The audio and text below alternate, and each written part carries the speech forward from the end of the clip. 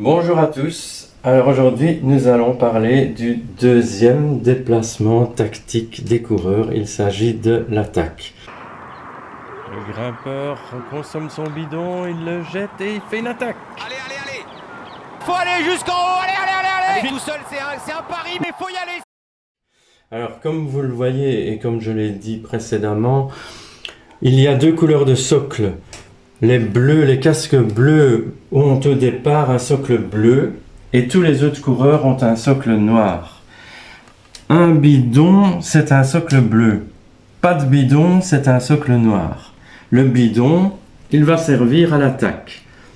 Vous voyez ici que le bidon, c'est une attaque. Ça veut dire que le coureur au casque bleu peut faire +3 dans la zone où il est le plus fort, la plaine. Le coureur au casque vert peut faire +3 dans la zone où il est le plus fort, le sprint. Et le casque jaune pourra faire une attaque de +3 dans la zone où il est plus fort, c'est-à-dire la montagne. Quand un coureur attaque, il doit jeter son bidon et donc il récupère alors un socle noir. Maintenant, au départ, les casques bleus reçoivent un socle bleu, donc ont un bidon. Comment vont faire les casques jaunes et les casques verts pour récupérer aussi un bidon? Ben, c'est grâce à leur équipier rouleur qui peuvent leur en donner un. Le casque bleu, l'équipier rouleur, va passer son bidon à son leader grimpeur, le casque jaune. Allez.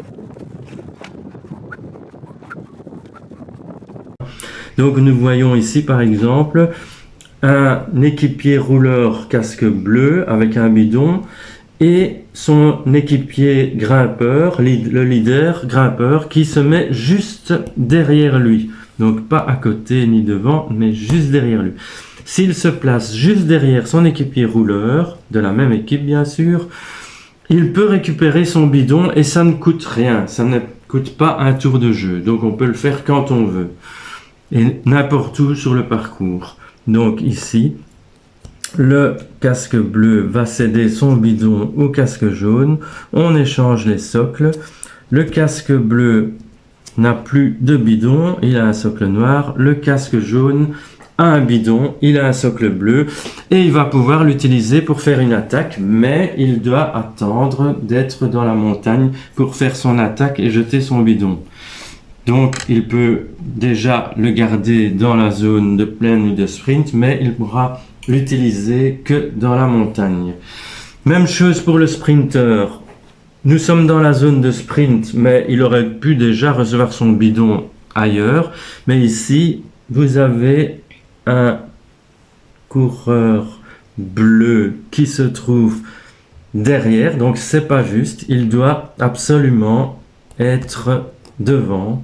Donc dans ce cas-ci, c'est possible. Le coureur vert est derrière. Ils peuvent échanger les bidons. On change les socles. Le vert a un bidon, le bleu n'en a plus. Et maintenant, comme le vert est déjà dans la zone sprint, il pourra déjà attaquer dès qu'il peut, c'est-à-dire faire son nombre normal 7 plus 3, ça fait 10. Voilà, donc ici nous avons un grimpeur qui a reçu le bidon du coéquipier rouleur. On a un autre équipier rouleur ici qui suit la roue d'un Belge et cet équipier rouleur a déjà cédé son bidon, donc il a un socle noir. Et c'est important de savoir que les équipiers rouleurs qui n'ont plus de bidon, donc casque bleu, qui n'ont plus de bidon, vont perdre comme s'ils roulaient contre le vent parce ils sont fatigués, ils se sont sacrifiés pour leur leader. Et donc ils vont perdre 1 et quand ils sont contre le vent, ça fera même le cumul, ça sera -2. Donc dans la plaine, un coureur casque bleu fera 7 -1 à cause du fait qu'il n'a plus de bidon, mais aussi s'il est contre le vent -1, ça fait 7 -2, 5. Et le pire, c'est qu'il est tellement fatigué, le casque bleu, c'est que quand il a plus de bidon, il ne peut même plus suivre les autres. Donc ni roue, ni relais. Donc on a un exemple ici. Celui-là, il fait par exemple, il avance. Non seulement il peut pas aller dans la roue, il peut pas prendre le relais, mais il va faire son nombre de pas. Donc on est dans la zone sprint. 5 moins 1, 4. 1, 2, 3, 4. Donc sans bidon, le coureur bleu est quand même pénalisé parce qu'il perd du terrain et il ne peut plus faire de roue et relais. Par contre, un coureur bleu comme celui-ci, un coureur casque bleu sans bidon, est un coureur qui peut se ravitailler. Donc c'est le seul qui peut se ravitailler en passant par la case ravitaillement. Donc au départ, on avait choisi la case ravitaillement. Les joueurs avaient choisi, par exemple, de mettre ici sur la case 49. Et vous voyez ici un coureur casque bleu sans bidon. Si il passe par la case ravitaillement, il ne doit pas s'arrêter dessus, juste passer. Il pourra récupérer un bidon et donc il récupère des forces, il pourra de nouveau faire des roues et des relais et ne perdra plus une case. Mais attention, il faut passer sur la case et pour pouvoir passer sur la case, il faut faire le chemin comme ça. Mais si vous êtes ici par exemple, c'est impossible de sauter les cases, donc vous ne pourrez pas passer par la case ravitaillement.